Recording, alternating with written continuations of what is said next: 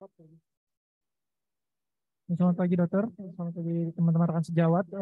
Terima kasih atas kesempatannya. Pagi ini saya akan membacakan jurnal reading saya yang berjudul Amputation Free Survival in Patient with Diabetes Mellitus and Peripheral Arterial Disease with Hill Ulcer. Ini adalah kita membandingkan antara open versus endovascular surgery.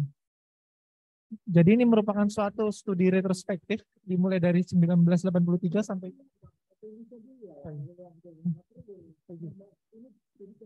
ya.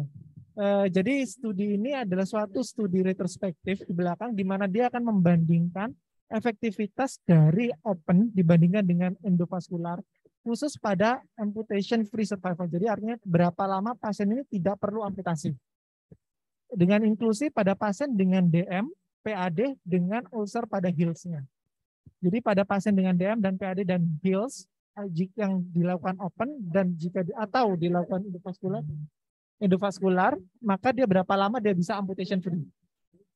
Semua dokter, semua jenis open. Nanti akan dijelaskan di belakang. Kemudian ya jadi yang dibandingkan adalah perbedaan lamanya AVS-nya, amputation free survival-nya. Nah, jadi sebagai suatu pendahuluan memang kita diabetic foot itu adalah salah satu penyebab paling sering untuk pasien dengan DM untuk opname. Kemudian pada pasien dengan PAD dan DM itu memiliki gangguan perifer yang jauh lebih panjang dibandingkan pada pasien-pasien PAD tanpa DM. Kemudian seringkali pasien-pasien dengan DM dan ulcer pada Hills itu juga iskemia sehingga dia pasti akan seharusnya memiliki baik jika dilakukan revaskularisasi. Jadi karena seperti itu maka pasien perlu operasi yang tahan lama yang bisa menghasilkan ulcer yang bisa membaik, ulkus yang bisa membaik dan mengurangi kebutuhan mereka untuk opname, MRS dan kalau bisa mengurangi dari health cost-nya biayanya.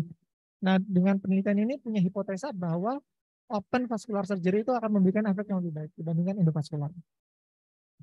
Jadi ini retrospektif study dari tahun 83 sampai 2013 dengan total pasien totalnya 4.200.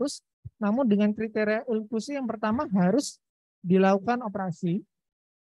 Pasiennya harus ada Hill ulcer-nya. Kemudian pada pasien-pasien yang tidak dilakukan operasi maka akan dieksklusi. Kemudian yang pasien-pasien dengan operasi hybrid juga dieksklusi. Jadi benar-benar dibandingkan antara pasien yang mendapatkan operasi endovaskular saja dengan pasien yang mendapatkan open surgery saja.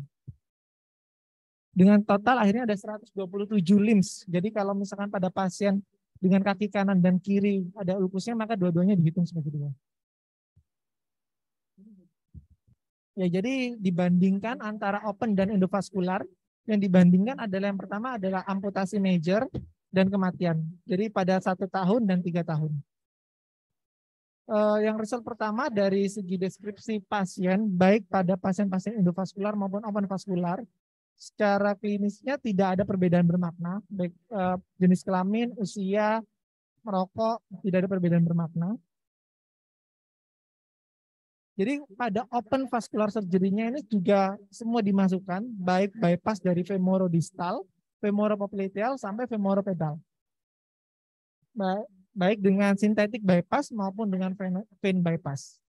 Semua jenis dimasukkan dalam kelompok open vascular surgery. Sedangkan pada kelompok satunya pada endovascular surgery ini termasuk semua jenis stent dan PTA, baik mulai dari iliaka sampai poplitea dan kedua plurisnya. Kemudian dengan dibandingkan juga ternyata bahwa biasanya sebagian besar pasien itu yang penting di sini ditemukan ada beda jumlah yang jauh antara awal tahunnya dibandingkan kemudian. Kan penelitiannya kan dari 1983 sampai 2013. Ternyata open itu jauh lebih sering di awal dan endo itu jauh lebih sering di 2000 sampai 2013. Ini akan berpengaruh pada hasil nanti akhirnya. Kemudian ini adalah hasil dibandingkan bagaimana ternyata dibandingkan antara endovaskular dan open pada major amputation itu jauh lebih rendah pada open vascular surgery. Jika dari klinisnya kita lihat bahwa amputation free survival-nya itu jauh lebih baik pada pasien-pasien dengan open. Di mana jika dibandingkan dengan endovaskular dia bisa bertahan lebih lama tidak membutuhkan amputasi ataupun kematian. Kemudian ini juga jadi ada beberapa faktor yang dia mempengaruhi juga pada higher AVS, di mana pada pasien-pasien dengan retinopati maka dia amputation free survival-nya akan jauh lebih rendah. Jadi ini adalah faktor risiko yang lainnya. Dengan pasien-pasien dengan edema juga seperti itu. Nah, diskusinya yang pertama adalah dari jurnal ini dia menunjukkan bahwa open vascular surgery pada pasien dengan DM dan PAD serta ulkus di Hills itu merupakan suatu opsi yang lebih baik dibandingkan endovaskular pada usaha untuk memperbaiki amputation free survival.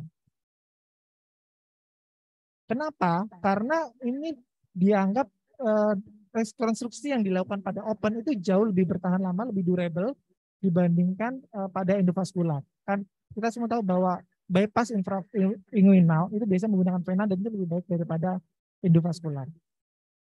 Jadi recanalization dengan endovaskular itu inferior dibandingkan bypass oleh vena. Tapi bagaimana dengan studi yang lain? Menurut 2016 dari AHA guideline sendiri, walaupun ada menunjukkan bahwa simptom dan potensi dari surgical intervention itu lebih baik, tapi surgical intervention itu juga memiliki resiko yang lebih besar. Dan juga operatif hospital stay yang lebih panjang, hospital cost yang lebih panjang, lebih besar.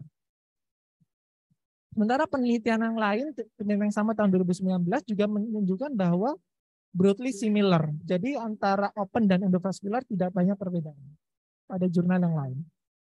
Kenapa seperti ini? Mungkin perbedaannya yang pertama adalah limitasi dari penelitian ini. Yang pertama adalah karena dia retrospektif dan sudah lama sekali mulai 1983, maka ada beberapa data yang hilang dalam medical records-nya sehingga tidak bisa tercatat dengan baik.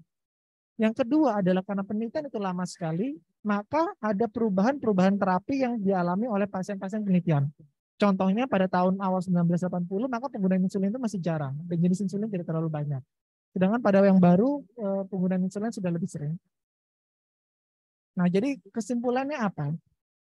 Baik, apakah kita mau open vascular surgery itu mungkin bisa kita angkat atau bisa kita pertimbangkan lebih daripada endovaskular untuk memperbaiki dari amputation free survival-nya.